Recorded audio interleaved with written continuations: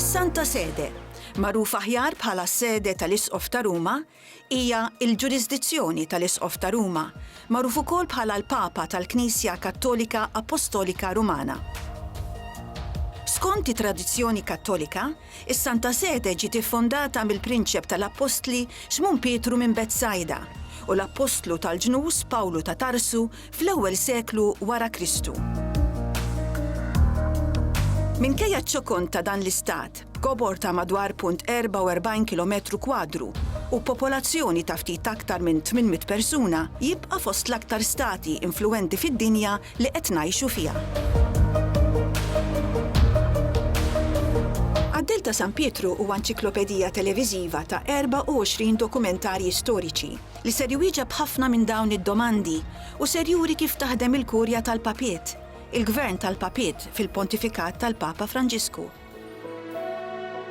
Kollox iseħħ għad-Dell tal-kopla tal-Bażilika ta' San Pietru u għat-tokki tal-Campanone ta' Luigi Valadier, jew aħjar il-qampina l-kbira ta' San Pietru.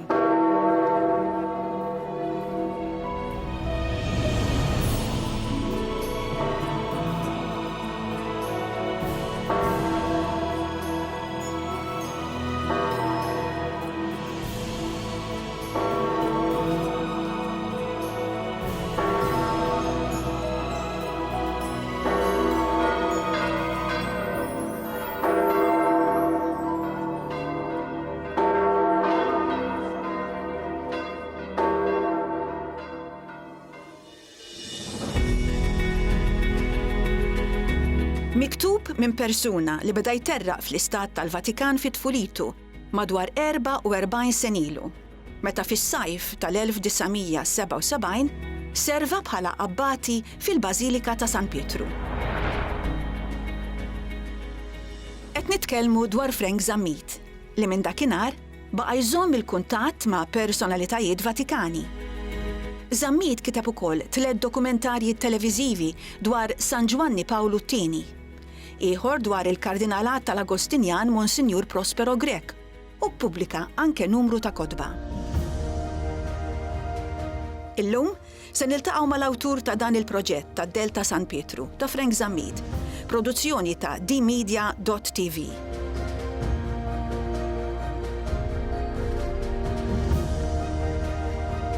Għad-Dell ta' San Pietru, Frank jispjega kif wasal għal dan l-isem. L-istat tal-Vatikan huwa stat żgħir ħafna, ħafna iżgħar minn Malta, mhux tant terġa' iżgħar minn Malta, jiena noqgħod ħalluqa.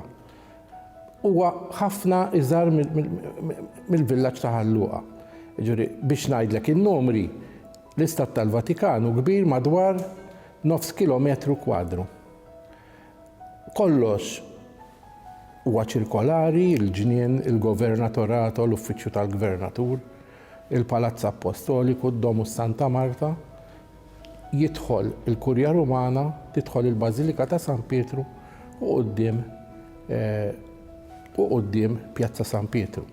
Kollox l-uffiċini mibnijin f'din iċ-ċirkonferenza li mbagħad huma ddominati mill-loli tal-kopla li kienet imħażda minn ħadd Michelangelo Buonarroti li għal dak iż-żmien it-teknika kopla bħal dik imbniet fi 22 xahar. Timmaġina 500 sen ilu m'għandhomx l-apparat tal-lum u jibnu dik il-mostrużità u fl-istess ħin imma sabiħa fi 22 xahar. Allura jiena għedt il-programm insemma l-uffiċini kollha li ħammorru fihom kollha taħt il-kopla, Għad-Dell ta' din il-kopla ta' San Pietru.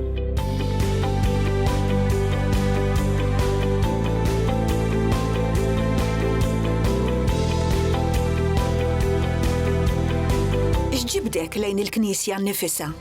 Tibda bil-familja, ġifieri jiena kif kull familja ma resqunix lejn il-Knisja jiena ma kontx inkun forsi abbati, aħna dak iż-żmien is-subien jew qiegħed fil-mużew jew qiegħed fl-abbatini. Jiena kont fil-mużew fl-abbatini nipprova nlaħħaq ftit ma' kollox. Qed tifhem però mbagħad wara kien ġie żmien meta l-prefetti tal-mużew kienu għalunna niddeċiedu jew mużew jew abbatini u jiena kont mbagħad għażilt li nkompli l-mużew. U futbol xejn? Futbol kont inħobb nilagħbu wkoll u spiċċajt mill-mużew għax kont nilagħab il-futbol. Jiena kont sibt ruħi fit-tim tal-Ħamrun Spartans meta kien tim li kien jirbaħ l-unuri kollha ta' Malta, dak iż-żmien kelli 17 u nofs, kont ħansir soċju tal-mużew, però l-istess ġifieri hekk tmur il-mużew ma tistax tmur l-istadium. U kont għażilt li immur plejer u nieqaf hemm, però l-mużew, speċjalment il-lezzjonijiet tal-assenjatur. L-assenjatur huwa wara li jispiċċaw it-tfal kollha l-lezzjonijiet tagħhom, is-soċji, il-prefetti jagħmlu dik il-lezzjoni li tibda qisha fit-8 ta' billejl. Waħda mill-iktar sorsi ta' għerf li kont fihom jiena, ġifieri nies kulħadd jipprepara l-lezzjoni tiegħu b'imħabba kbira u ġifieri kienu jkunu preparati ħafna. Kont nitgħallem ħafna minnha.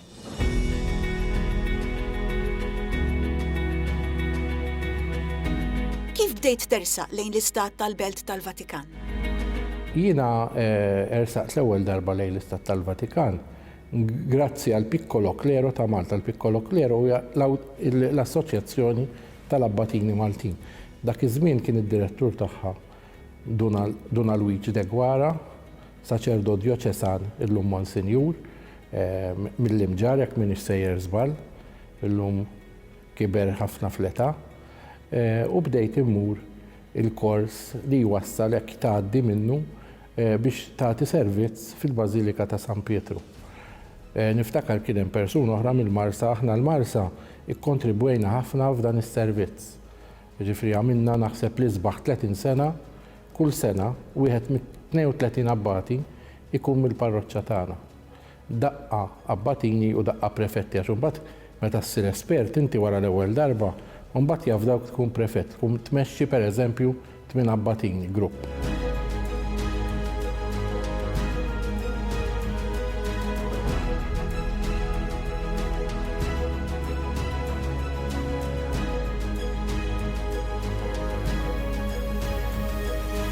Min kien jikkwalifika għal dan is-servizz fil-Bażilika ta' San Pietru? Fi żmienna x'istallu mill-ġurnata ma nafx il-kors li qed jagħmlu, konna nagħmlu 3 sigħat nhar ta' ħadd bid-9 sa nofsinhar, lezzjonijiet tal-Latin u tat-Taljan. L-quddiesa fil-Bażilika ta' San Pietru issir bil-Latin jew bit-Taljan. Allura ridna nkunu sodi f'daw iż-żewġ lingwi. Sodi ma tallimniex il-Latin u t-Taljan, imma tallimna sew il-quddies, ġifieri biex ma nħallux l-ebda lakuna meta l-saċerdot jibda jitlob aħna nwiġbuh.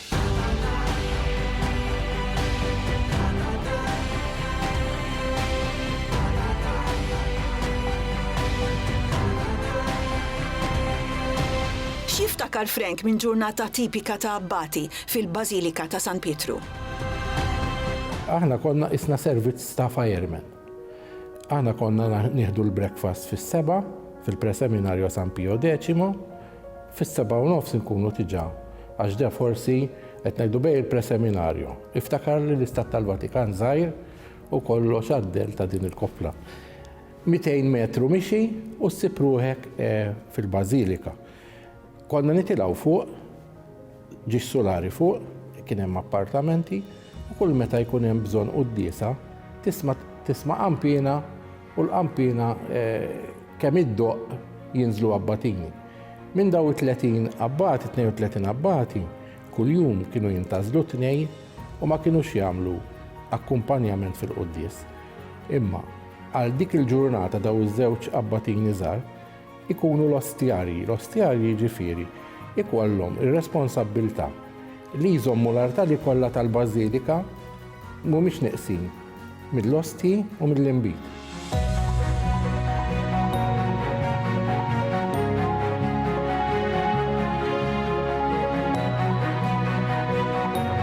Kollox kien wartu żgħar waqt li kont abbati f'San Pietru.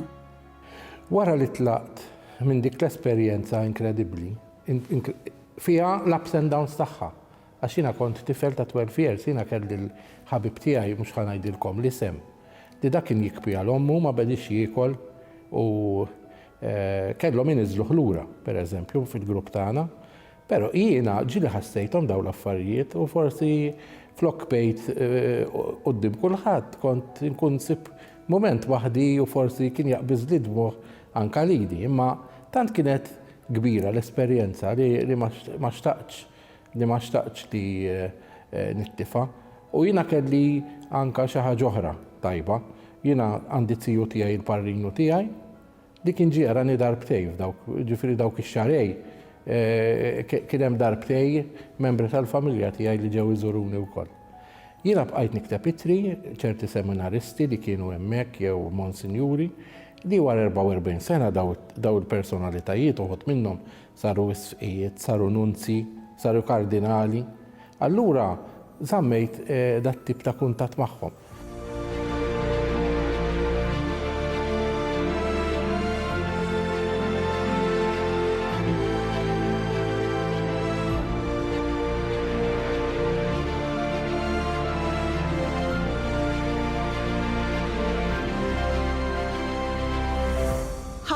ħafna snin wara din l-esperjenza ta' tfulija, sirt l-Ambaxxatur Malti għas-Santa Sede. X'tikkummenta dwar din l-esperjenza? Jiena il-Gvern Malti, il-Gvern, l-Eżekuttiv mill-Kabinett, jiena ġejt innominat ismi ġie nominat għall-Ambaxxatur tal-Holy See. Jiena mbagħad meta ġejt innominat ismi mar il-Parlament u kelli nidher quddiem il-Kumitat tal-ħatrit pubbliċi. Dan il-Kumitat jiena weġib tal-mistoqsijiet u thanks God kont għaddejt minnu, kienu vvutaw li 7-0, ġifieri deċiżjoni tad-deputati parlamentari kienet waħda unanima. Il-proċess ma jaqafx hemm.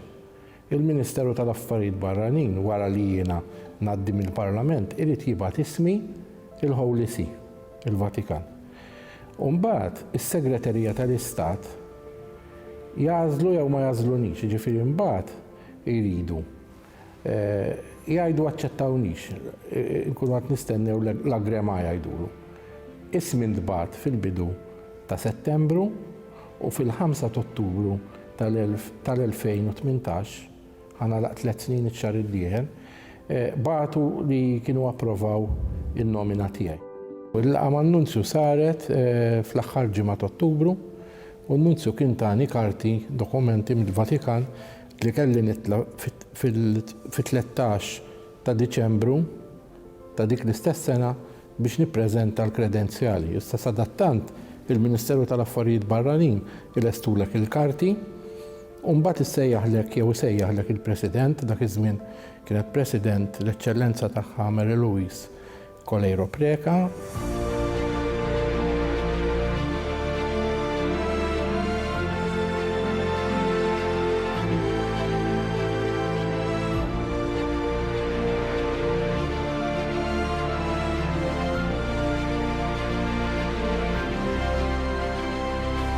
Frank Zammit kienu koll l-ideatur li Malta tesebixxi presepju life size fi Pjazza San Pietru.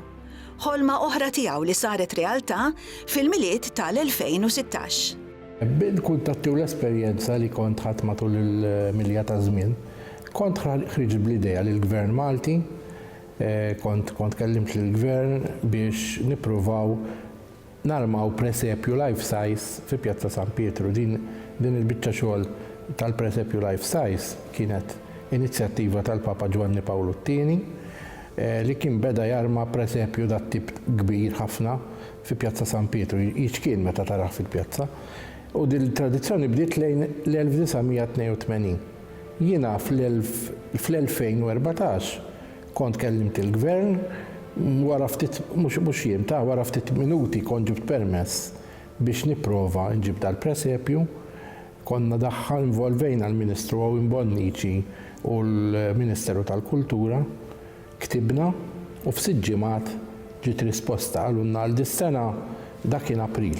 Għallunna għal dis-sena ħajamluħi Trentino Alto Adige, għallunna kitridu għamluħi s-sena d-diela. U aħna għamilna kumitat, kien hemm Catherine Tabone dak iż-żmien kienet id-direttur tal-Kultura u daħlet ukoll is-Sinjorina Sara Aġus Underwood mill-uffiċċju tal-PPS. U jiena niftaħ il-bibien u mmexxu ħalli da suċċess ġibni lejn Malta.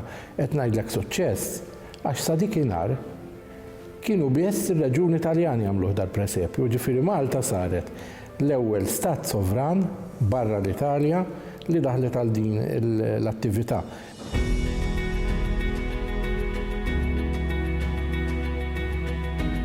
Dan il-programm televiżiv fuq l-Istazzjon Nazzjonali ser juri kif inhi il-ħajja Vatikana, kif jgħixu ċ-ċittadini ta' dan l-istat, il-Palazz Apostoliku, l-4 Bażiliċi Maġġuri, kif jaħdmu l-kongregazzjonijiet, il-Kunsilli Pontifiċi, l-artistrija użata fil-Kappella Sistina, dwar Pjazza San Pietru. Mhux biss, nitkellmu wkoll dwar l-operat tal-Gwardja Pontifiċa Svizzera, il-ġendarmi li huma l-Pulizija Eżekuttiva tal-Vatikan, l-Iskwadra tal-Futbol tal-Vatikan, is-Sbuħija tal-Ġonna tal-Vatikan u ħafna kurżitajiet oħra dwar dan l-istat.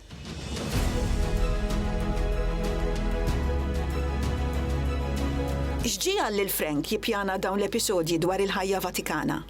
L-għan prinċipali hu li nressaq l-istat tal-Vatikan u l-istorja inkredibbli u sabiħa tiegħu lejn il-poplu Malti. L-aktar lejn l-anzjani u nies forsi morda fit-tul li ma jkunx jistgħu jsiefru f'dan il-pajjiż. Din l-enċiklopedija ta' tarif ħatkun maqsuma f'24 programm televiżiv.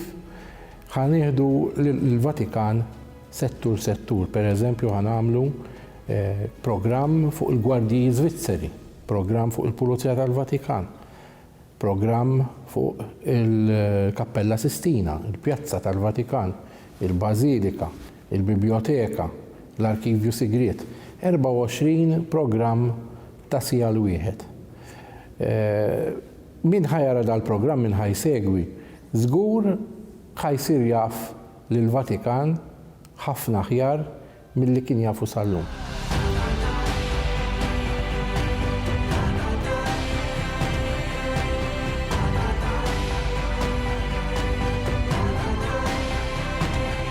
X'jinvolvi proġett ta' dan il-kobor? Li ħanamel dal-programm kważi ġennata, għax biex tiġbor il-permessi tiegħu ma tispiċċa qatt. Allura ser tlaqqana ma' ħafna personalitajiet importanti mill-Vatikan? Se niltaqgħu mal-Kardinal Grek? Il-Kardinal Grek sa ftit xurilu kien l-Isqof ta' Għawdex. Sena u nofsilu kien l-Isqof ta' Għawdex. Illum il-ġurnata l-Papa ħatru bħala segretarju ġenerali tas-Sinodu tal-Isqqijiet. Huwa t-tieni l-ola kariga fis-Sinodu. Għax l-ola kariga tas-Sinodu l-President tiegħu muħadd li fil-Papa. Ġifieri il-Papa hemmhekk ma tantx jersaq għax hu jrid imexxi kollox, imexxi l-Knisja, imexxi il-Gvern tal-Vatikan. Responsabbiltà jkollha taqa' taħtu. Mhux ħaniltaqgħu biss mal-Kardinal Grek, ħan introduċi l-Prim Ministru tal-Vatikan, għax kif għetlek l-għajem stat u l-għajem head of state irid ikollu l-Prim Ministru tiegħu. Huwa l-Kardinal Pietro Parolin. Ħan niltaqgħu mal-Ministru tal-Affarijiet Barranin, l-Isqof Paul Richard Gallagher. Ħan niltaqgħu mal-Ministru tal-Kultura li huwa l-Kardinal Gianfranco Ravasi. Ħan niltaqgħu mad-Dekan tal-Kardinali, il-Kardinal Giovanni Battista Re. Ħan niltaqgħu ma' kardinali ieħor veru influenti, il-Kardinal Milgana Peter Turkson li jmexxi d-Dikasteru għall-Iżvilupp Integru Uman. U magħhom ħan niltaqgħu ma' għexieren ta' nies influenti oħra fil-Vatikan għax hekk nibda nirrakkonta ma nieqafx.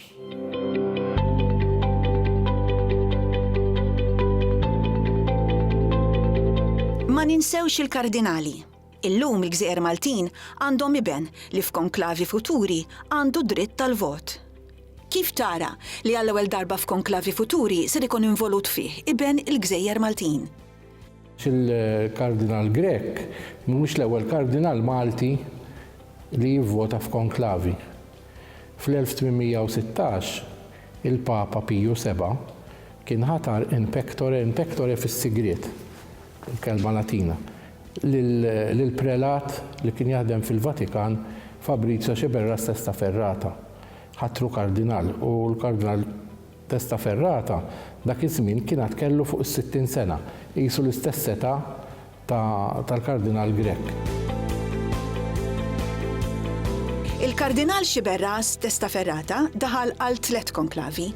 Fl-1823 ivvota fil-konklavi li eleġġa l-Papa Iljun Tnax.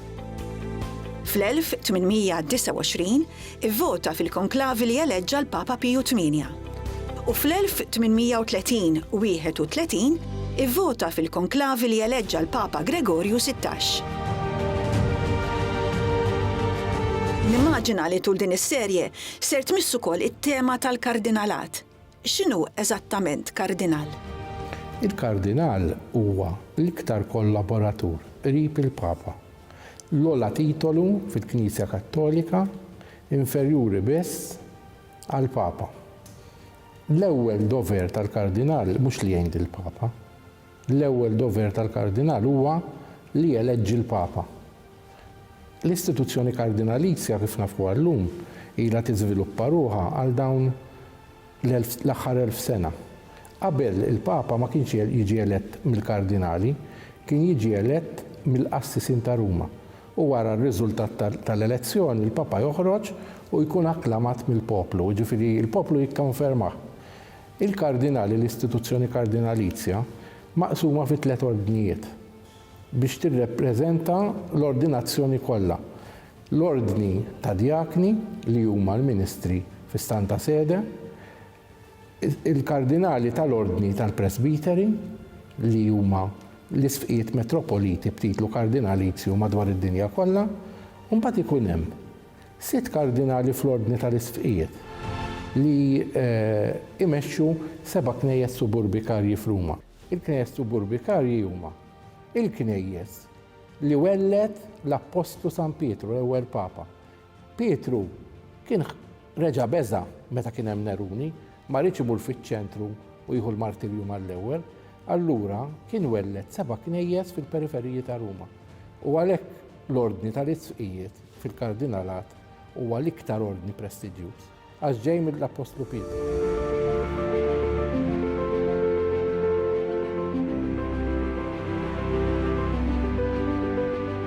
Min beda jinternazzjonalizza l-kulleġġ tal-kardinali? Il-kulleġġ tal-kardinali huwa il-plenarja, il-grupp ta' kardinali kollha.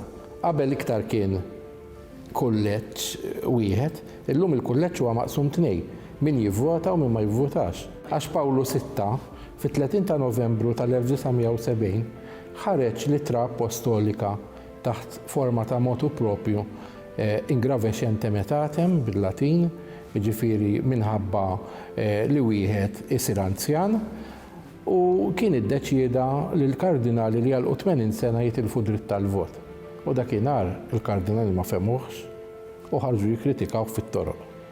Però mbagħad min internazzjonalizza, min ġab kardinali mhux mill-Ewropa, kien il-Papa Piju IX fis-seklu 19, meta beda jaħtar kardinali mill-Amerika, mill-Awstralja, miċ-Ċina. L-intenzjoni tiegħu ma laħqux. L-intenzjoni tal-Papa kien tajjeb għax il-Papa ħatar il-kardinali minn dawk il-postijiet remoti minħabba l-evanġelizzazzjoni tal-fidi. Bdew imorru missjonijiet f'dawn il-postijiet. Allura rrid tihom qisu token ta' rikonoxximent billi jaħtilhom kardinal. Imma il-kardinali ta' dawk il-postijiet ma setgħux jeleġġu l-Papa meta jmut il-Papa għax jaslu Ruma xarej wara l-konklavi. Għax iridu jiġu by walk, biż-żiemel u bil-vapur u jaqsmu. Ma kienu l-ewwel dover ta' kardinal u li jeleġġi Papa. Daw in-nies ġew maħtura kardinali għal xejn. Għax ma setgħux jeleġġu l-Papa, għax ma kienux jaslu fil-ħin biex jivvotaw fil-konklavi. Illum il-papiet saru jaħtru, meta jaħtru konċistorju ġdid, pereżempju il-Papa Franġisku jaħtar m'hemmx normalità. Il-Papa Franġisku kull sena jaħtar grupp ta' kardinali, pereżempju Piju XII f'19-il sena ħatar żewġ teams ta' kardinali biss żewġ gruppi. Illum il-ġurnata saru jaħtru grupp ta' kardinali jivvotaw.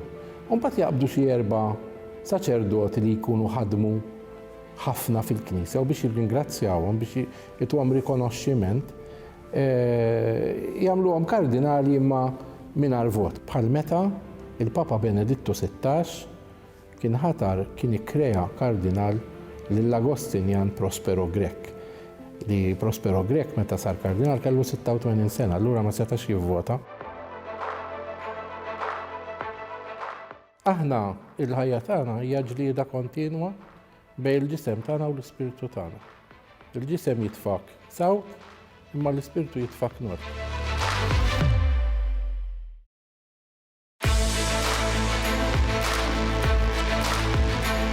Frank, għad tiddubitajt mill-fidi tiegħek? Jiena għamil żmien qatt kont naħseb li ħammut. Illum il-ġurnata kollha naħseb fil-rrid nispiċċa u rrid intemm il-ħajja tiegħi paċi ma' Alla. Aħna il-ħajja tagħna hija ġlieda kontinwa bejn il-ġisem tagħna u l-ispirtu tagħna. Il-ġisem jitfak sawt, imma l-ispirtu jitfak nord. U inti meta qabel torqod tagħmel eżami xrid fejn irid jitfak il-ġisem u fejn jipprova jibbrejkja l-ispirtu. U kull deċiżjoni tiegħek trid tkun magħmula b'sens ta' responsabbiltà u b'sens ta' karità lejn għajrek. Jekk ma tagħmilx hekk għandek il-problemi.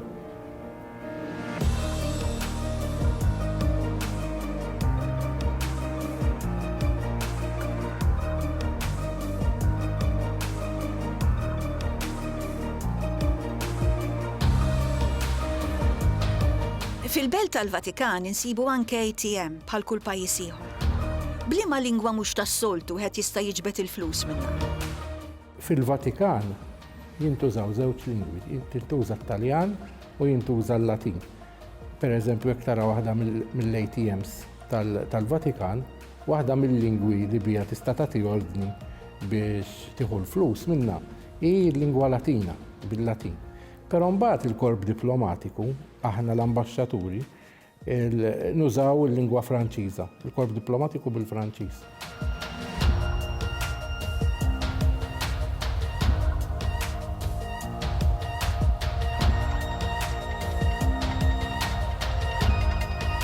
F'liema seklu s-soldati Svizzeri bdew jiddefendu lil papiet. Kif bdew din l-avventura? X'seħħ f'Ruma fis-6 ta' Mejju 1527, madwar 3 snin qabel ma l-Ordni ta' San Ġwan waslet Malta. Is-soldati l-gwardji pontifiċi Svizzeri bdew fil-bidu tas-seklu 16 meta fil-pontifikat ta' Ġulju II li kien isibuh bħala l-Papa Gwerrier. Għalfejn ġab il-dawn l-Svizzeri merċenarji kien iħallasom biex jiġġieldu favori jiddefendu, għalfejn ġab lilhom. Għax Ġulju II meta kien għadu isqof, kien isqof f'Lozanna, fl-Iżvizzera, u kien konxju ta' daw is-soldati. U kien ġabhom fuq l-insistenza tiegħu li kien impressjonat biex xogħol l-lejaltà tagħhom allura ġabhom immarċjhom bil-mixi mill-Iżvizzera l-ewwel 200 sa kemm waslu f'Ruma u daħlu fis-swar tal-Vatikan.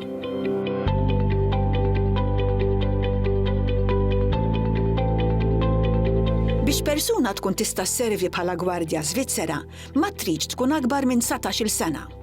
Għamlet sena taħriġ fl-Armata Svizzera. Tkun gradwata u trid tkun kattolika ferventi u ma tridx tkun miżżewġa. Però jistgħu jiżżewġu wara żmien tar-reklutaġġ.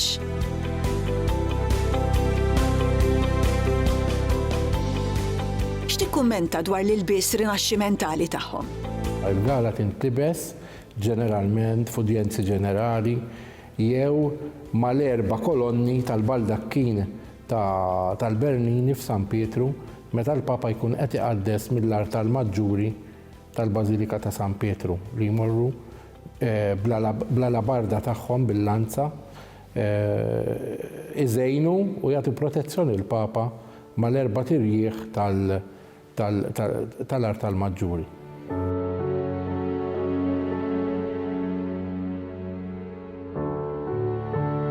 Fl-Istat tal-Belt tal-Vatikan qatt ġiet esegwita il-pena kapitali?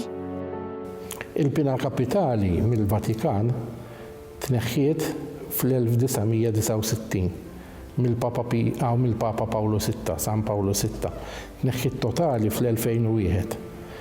Però il-pena kapitali ingħatat bil-kif qabel, ġifieri pereżempju fi żmien il-Papa il-Beatu Piju IX kien hemm bojja tal-Papa kienu jgħidulu Mastrotitta.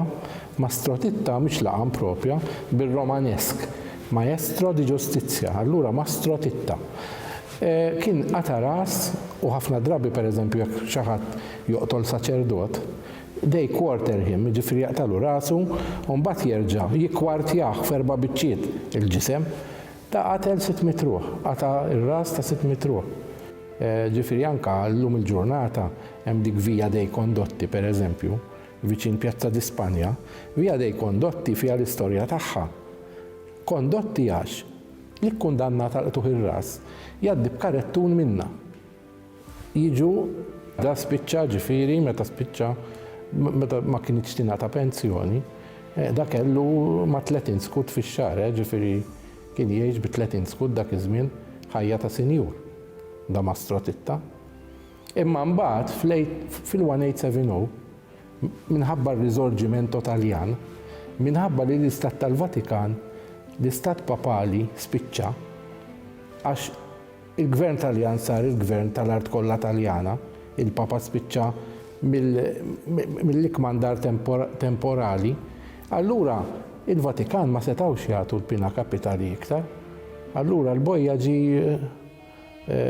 ma kellhom bżonnu iktar.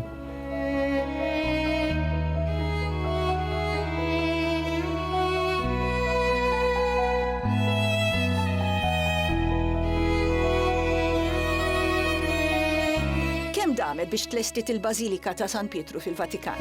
Kemm il-perit ħadem fiha? Il-Bażilika ta' San Pietru fil-Vatikan irrid ngħidlek li qabel fis-sena 319 kien hemm diġà bażilika mibnija mill-Imperatur Kostantinu li dan wara li radakista li fis-sema u rebaħ il-gwerra ikkonverta l-Kattoliċeżimu u bena bażilika. U l-bażilika bnija fejn San Pietru ġie msallab rasu l-isfel. Issa ittellat eżattament fuq l-ewwel bażilika madwar 3 metri u nofs il-fuq minna. Ħadmu ħafna arkitetti ċelebri bħal Bramante li beda, kien hemm San Gallo, kien hemm Maderno, kien hemm l-istess Raffaello l-pittur, kien hemm Michelangelo Buonarroti.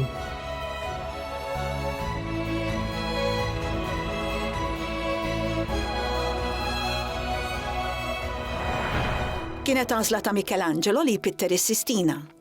Le, kienet l-għażla tal-Papa Ġulju it-tieni. Li kien ikellmu dwar Michelangelo l-arkitett, l-ewwel arkitett ta' San Pietru, li kien Donato Bramante. Sta Donato Bramante li kien ħabib ta' Raffaello, xtaq lil Michelangelo jagħmel is-Sistina biex jaqta' qalbu u jfallih bħala artist. Imma Michelangelo wara ħafna ġlied mal-Papa għax Michelangelo ma rridx jagħmilha. F'ħin minnhom Michelangelo jiddeskrivi is-Sistina bħala stiva ta' tqiq. Allu jien ma rridx naħdem fi stiva ta' tqiq. Hekk iddeskrivija s-Sistina. U l-Papa Ġulju t-tieni qallu ibni, qallu għalhekk irridek, qallu bi stiva ta' tqiq tibdilha f'perla li tiqpa l-legat tiegħi, tiqpa tiġi visited minn ħafna nies kif fil-fatt miljuni marru fis-sena jarawha s-Sistina.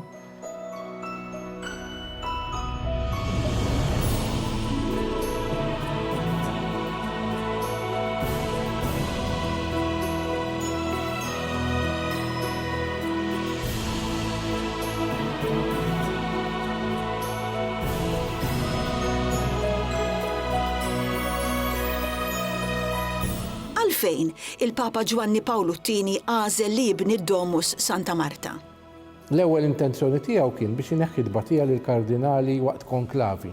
Id-Domus Santa Marta hija lukanda fil-Vatikan, fil-ġnien tal-Vatikan, wara Stala Nervi, li tilqa' ħafna kardinali u stqijiet matul l-operat tagħhom meta jiġu jżuru il-Kurja Rumana biex jagħmlu x-xogħol fiha. Għax il-kardinali waqt konklavi ma jistgħu jmorru mkien. Ma kellhomx kmamar biżżejjed, jagħmluhom kmamar tal-injam, f'dik is-sħana pereżempju jkun konklavi fi sħana joqtolhom, la għandhom sink, la għandhom toilet, u jkollok kaxxa tittoqgħod fiha fil-ħin li mhux qed tivvota tittoqgħod f'dik tip ta' kaxxa. Allura ħaseb biex ma jgħaddix il-ta' warajh mill-istess batija li għaddaw.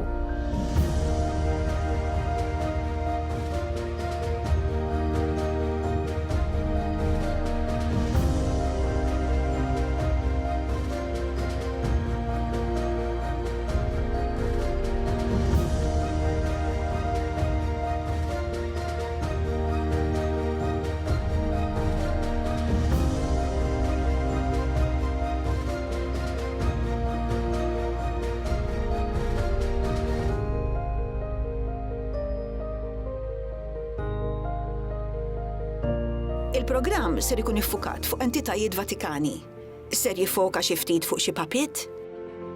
Ħan niffukaw fuq 3 papit qaddisin li jikkonverġu fis-sena 1920. Fl-1920 x'ġara? Fl-1920 Giovanni Paolo II twieled. Fl-1920 il-Papa San Paolo VI ħal qudiesa. Fl-1920 il-Papa San Giovanni XXIII telaq minn Bergamo u beda jaħdem fil-Vatikan fi propaganda fide. Dan id-dokumentarju ser nagħmlu grazzi għal kollaborazzjoni mal-Kardinal Giovanni Battista Re li huwa id-dekan tal-Kulleġġ Kardinalizju, il-President tagħhom.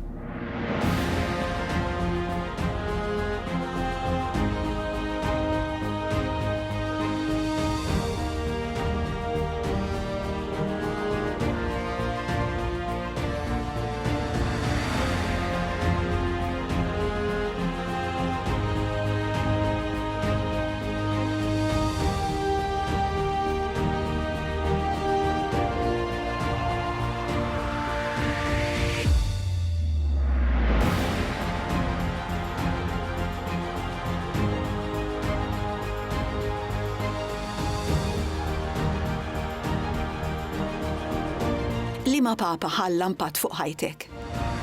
Jien għandi soft spot għal Giovanni Paolo II, għax kien anke l-Papa ta' Żożiti. Inbidlu il-mapep meta pereżempju tisma' tibdel deċiżjoni barma. Dal-Papa kien jibdilha bil-kuruna tar-Rużarju. Ħadd xi ħadd jimmaġina kif waqgħu is-satelliti tal-komunisti, il-pajjiżi, ma waqgħu aqqas b'qatra demm fi żmien il-pontifikat tiegħu. Meta pereżempju Brezhnev darba minnhom kien iddikjara li kien ħajjidħol fil-Polonja pereżempju, u l-Papa kien bat l-wittra ta' 5 paġni, rajta jien dik litra fej il-Papa ikellmu lil Brezhnev jgħidlu hekk kemm il-darba qed tipprova tinvadi lil Polonja, jien nitlaq minn Papa u nerġa' nsir isqof f'pajjiżi. Ħambur u niddefendi lil pajjiżi mill-atroċitajiet li qed tippjana. U Brezhnev lil Papa dik l-ittra qatt ma weġġibha, imma qatt ma nvadija lil Polonja. Kien Papa kbir, kien Papa mistiku, kien Papa li fi żmien il-ħajja tiegħu mhux wara għamel ħafna mirakli. Mirakli pereżempju persuna b'tumur ġo rasa. Tmur il-quddisa tiegħu ta' filgħodu, toħroġ mill-quddisa, tmur l-isptar u ma jsibulha xejn pereżempju. Tkun infejqa totali. Jiena rajtu jitlob pereżempju, il-quddisa kienet toħroġ fis-7 fil-kappella tal-Palazz Apostoliku. Fis-6 l-Papa jkun diġà qed jitlob, jekk tfaqqa hand grenade f'dejh jibqa' jitlob qas ikun jaf, ikun qisu distakkat mid-dinja. Ħdej il-Papa, ħdej l-inġinokjatur fejn ikun bil-qiegħda għall-kubtejh ikollu xi 5 xkejjer. Ittri ta' nies għall-fejqan, ikollu xi 50 ittra li jkun qaraw taħt l-inġinokjatur fejn jiddaħħal il-brevjar tat-talb u joħroġ bil-qudiesa u wara l-qudiesa ma jitlaqx, jerġa' jagħmel kwarta jitlob. Ġifri qabel u wara l-quddies il-Papa kien jgħaddim it-talb, anke lill-kardinali tiegħu pereżempju, kien jgħidilhom x'inhu l-ewwel dmir tal-Papa. U kienu jsemmulu ħafna affarijiet, jgħidilhom ħażin, l-ewwel dmir tiegħi li nitlob. Mhux tjubija biss, kien tjubija imma fl-azzjoni. Għax inti tista' tgħid li inti tajjeb, imma inti tiġi provat li inti tajjeb, għax tgħix tajjeb mhux jumejta pontifikat ta' 27 sena.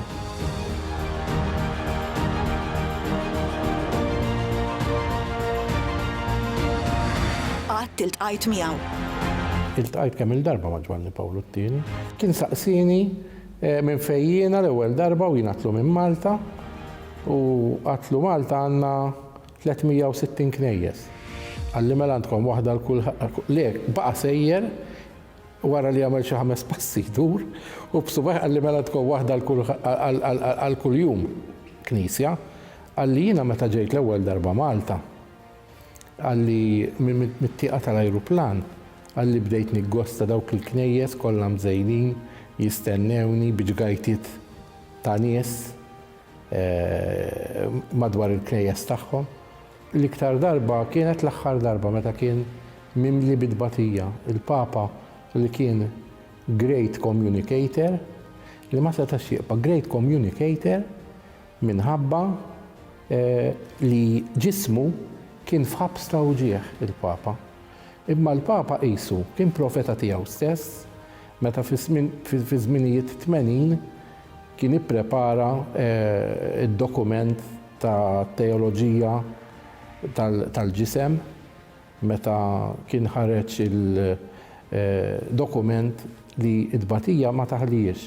Id-batija jekk toffrija il-Alla tagħmel ħafna differenza biha, kemm fuqek u kemm fuq għajrek. Niftakru wkoll pereżempju fil-ġranet mondjali taż-żgħażagħ li taħtu l-ġranet mondjali taż-żgħażagħ saru xi ħaġa kbira.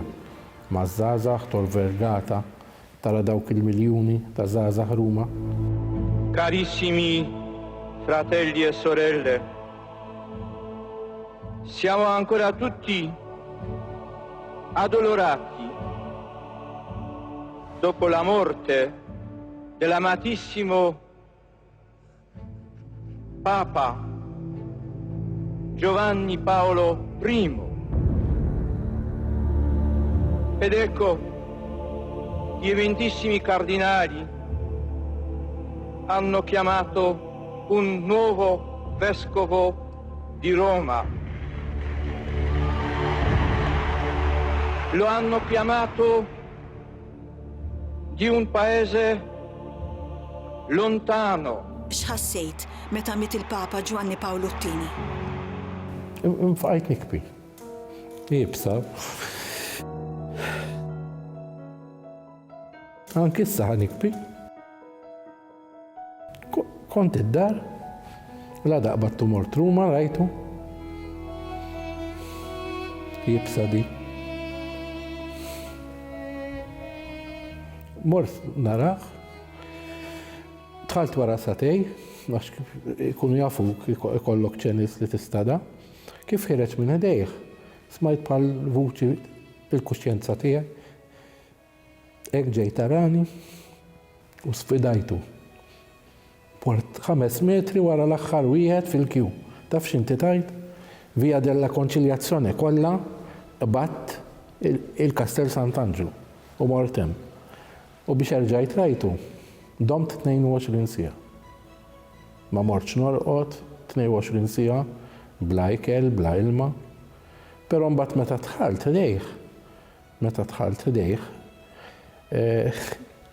rajtu koll il-presidenti Amerikani, dak fl-istess ħin li tħalt jien, kien hemm id-delegazzjoni Amerikana, kien hemm Jimmy Carter, kien hemm Bill Clinton, kien hemm il-mara tiegħu, kien hemm George W. Bush, il-mara tiegħu, Mr. Bush, kien hemm Condoleezza Rice, high level delegation kienu l-Amerikani. Mbagħad bqajtem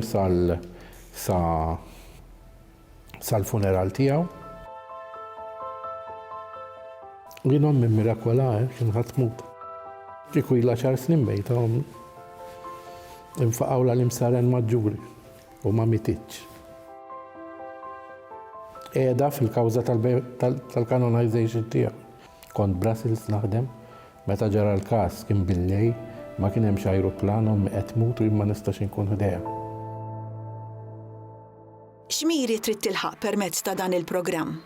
Faċli ħafna. Li nagħti pjaċir lil min jarah u li nwassal il-pjaċir li nieħu jien meta nżur il-Vatikan lill-ajri.